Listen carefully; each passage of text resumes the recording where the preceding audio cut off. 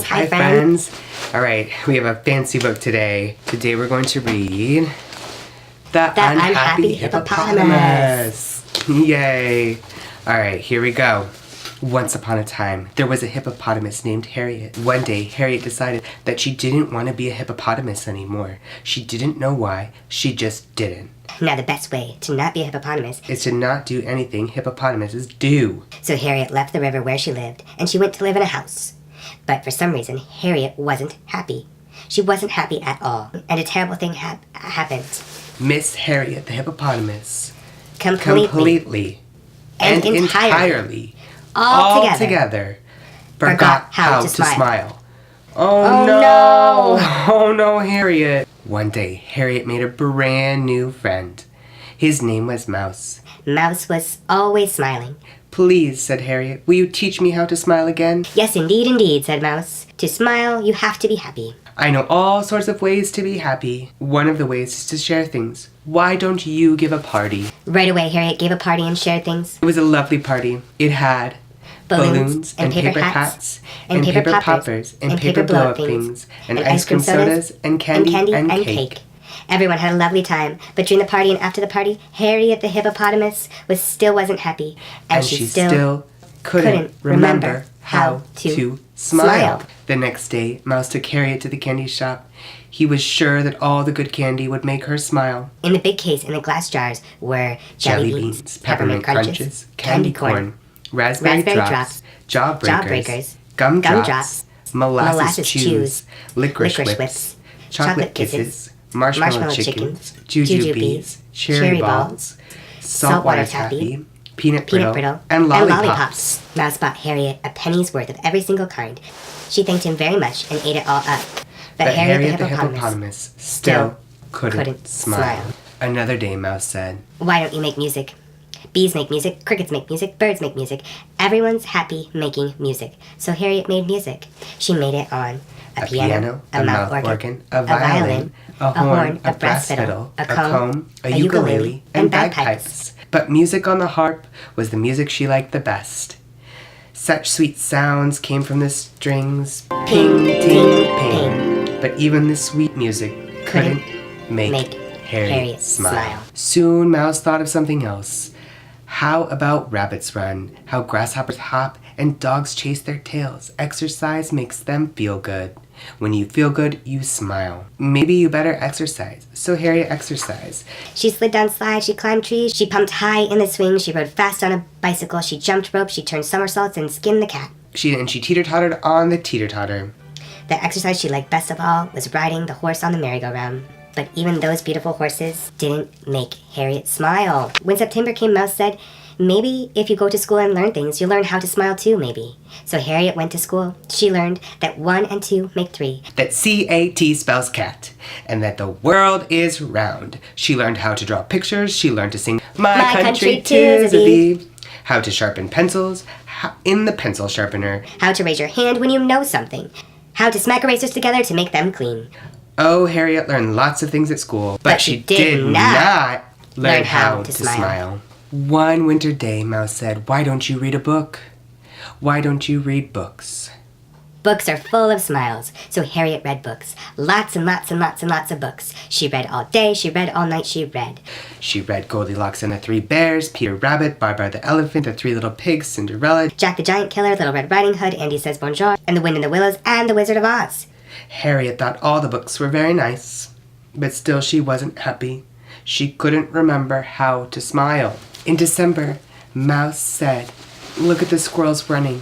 Here, there, up, down, in, out. Collecting nuts. All of them were smiling. Why don't you collect things?" So Harriet collected things. Seashells, pennies, bottle tops, bubblegum wrappers, marbles, whistles, and bits of colored glass. The most fun of all when Christmas came was collecting things for the Christmas tree. All sorts, all shapes, all sizes. And oh, they were so pretty. But even all those pretty things could not make Harriet smile. One day Mouse said, "Why don't we play games? Games are fun." So Mouse and Harriet played games. They played hopscotch and tag and run sheep run and button button who's got the button and jacks and hide and seek and ring around the rosy and take a giant step and here we go around the mulberry bush. Best of all, Harriet liked the game who could build the biggest snowman. But even when she built the biggest, Harriet still wasn't happy. And she still couldn't smile. One spring day, Mouse said, "Look at the butterflies dancing. Look at the leaves dancing. Look at the stars dancing. Let us dance too." So Harriet and Mouse danced round and round. A one-step, a two-step, a waltz, a Highland fling, a round dance, a square dance, and a jig. They were all wonderful dancey times. But just the same, Harriet, Hippopotamus, still couldn't smile. When Easter came, Mouse bought eggs and dyed eggs and hid eggs and gave Harriet the Easter egg hunt. She found big eggs, little eggs, middle-sized eggs, red eggs, blue eggs, green eggs, striped eggs, spotted eggs, speckled eggs, plain eggs, fancy eggs, funny eggs, chocolate eggs, coconut eggs, marshmallow eggs. She even found an egg she could peep into and see a picture. But eggs or no eggs, Harriet the hippopotamus still couldn't smile. Even Mouse wasn't smiling much anymore. But one rainy day, he thought of something wonderful. "Movies!" he shouted. "Let's go to the movies. Everyone laughs at the movies." So Harriet went to the movies. Lots of movies. A movie where an elephant ate too much pie. A movie where a man rode on a giraffe. A movie where it rained violets, real ones. A movie where a ball grew legs and ran away. A movie where a dog jumped over the moon. Everyone laughed and laughed and laughed. But Harriet didn't laugh. She didn't even smile. At last, the day when Mouse couldn't think of one more thing to make Harriet smile. "Maybe you're sick," he said sadly. "I'd better call the doctor." Harriet got into bed. Mouse called the doctor. The doctor came with this little brown bag. He brought pink medicine and white medicine and gray medicine and pills. He thumped and pushed and patted. "Say ah," said the doctor. "Ah," said Harriet. "Why," said the doctor, "you're not sick at all. Just smile, Miss Harriet. You'll be fine." She tried. She couldn't. She pulled her covers up to hide her face that she couldn't smile. The teeniest, tiniest little smile. The next day when Mouse came to Harriet's house, he couldn't find Harriet anywhere. All he found was a note. And this is what it said. "Dear Mouse, I've gone away. I've gone to find something to make me smile. Your friend, Harriet the hippopotamus." Far in the distance, Mouse could see Harriet walking all alone. "Wait for me!" he shouted. Wait for Mouse!" "I'm coming too." Mouse ran and ran and ran as fast as he could to catch up.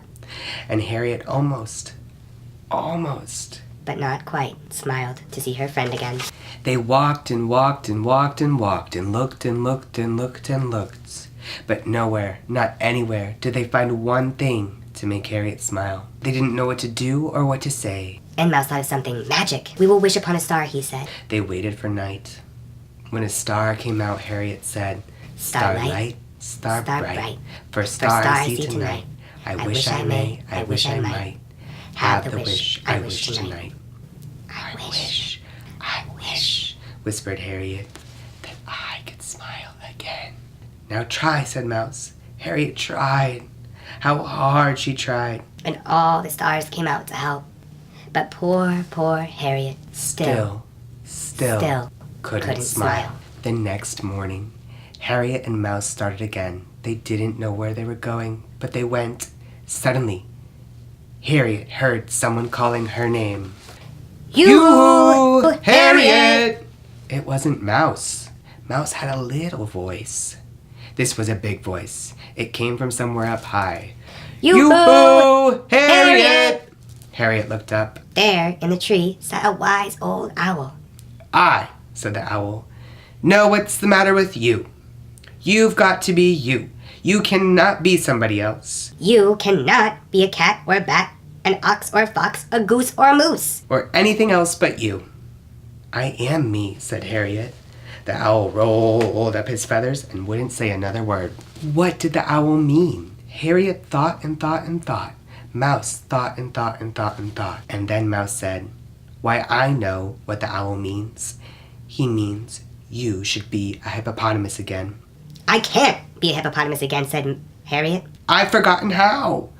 And instead of smiling, poor Harriet began to cry. Just then, she felt something happening to her toes. Something delicious was happening to her toes. She didn't know what on earth it was. She looked down quick to see. She was standing on a riverbed. Nice, soft, sloshy, squishy mud was oozing between her toes. But why did it feel so good? Why? This is why. Miss Harriet the hippopotamus was beginning to be a hippopotamus again. Once she started being a hippopotamus, she couldn't stop being a hippopotamus. She didn't want to stop. She wanted to do everything hippopotamuses do. She wiggled her toes in the mud, she dabbed her feet in the water, and she threw away her clothes into the river. Right that second, Harriet felt something else. A feathery, curling, tickling around her mouth. Maybe, just possibly, oh, could it really be? She was going to remember how to smile. And then, Miss Harriet the hippopotamus smiled and smiled. Goodbye, everyone. Remember to stay safe and always read books.